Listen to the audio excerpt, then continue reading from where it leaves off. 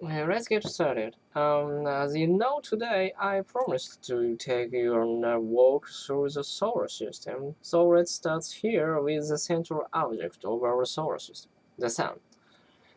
As you can see, the Sun is about 5 inches in diameter, and that's about the size of a large grapefruit, which is exactly what I've used to represent it here in our model. So I'm going to take 2 steps and that will bring me to the planet closer to the Sun. That would be Mercury. 2 more steps to Venus and 1 step from Venus to Earth. Let's continue walking 3 steps from Earth to Mars. And that as far as I can go here in the classroom, but we can visualize the rest of the journey. Don't bother writing this down, just stay with me on this. So, to go from Mars to Jupiter, we'll have to walk a little over half the length of a football field.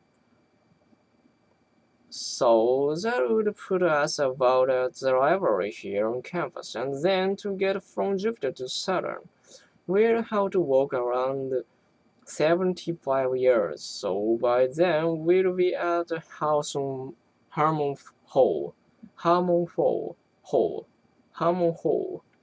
From Saturn to Uranus, we'll have to walk again as far as we've gone in our journey from the Sun to Saturn.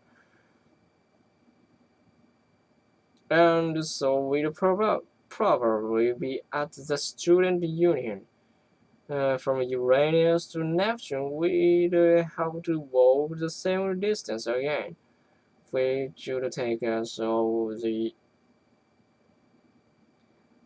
way to the graduate dormitory towers. From Neptune to Pluto, another 125 years. So we'd end up about 1/3 of a mile from this classroom and at the entrance to the campus. Okay, that's interesting. But now I want you to think about the orbits of the planet in those locations. Clearly, the first 4 planets could orbit very comfortably in this room, but to indicate the others, we'll have to occupy an area of more than 6/10 of a mile, which is all the way from College Avenue to Campus Drive. Remember that for this scale, the Sun is 5 inches, and most of the planets are smaller than the lid on a sharpened pencil. Okay, with that in mind, I want you to think about space. Sure, there are some moons around a few planets and a scattering of asteroids and comets, but rarely there isn't a lot out there is in such a vast area. It's pretty empty, and that's what I really want to demonstrate with this exercise. Now, it would really be even more impressive if you could actually make that work. And actually, you can. If you visit Washington, D.C., where a scale model is set up on the National Mall, starting at the National Air and Space Museum and ending up at the Arts and Industries Museum. I did that a couple of years ago, and it was, well, amazing. Even though I knew that distances intellectually, that's nothing like the experience. Has anybody else done that work? I have, and you're right. It was an eye-opener. It took me about 20 minutes to go from the Sun to Pluto because I stopped to read the information at each planet. But when I made the return trip, it was about 10 minutes. Did you take pictures? I didn't. But I don't think it would have captured it anyway. I think you're right. What impressed me about doing it was to see what was not there. I mean, how much space was between the bodies in the solar system, and a photograph wouldn't have shown that. So back to our model, here's another thought for you.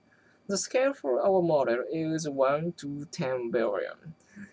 Now, let's suppose that we want to go to the nearest star system, the neighbor to our solar system.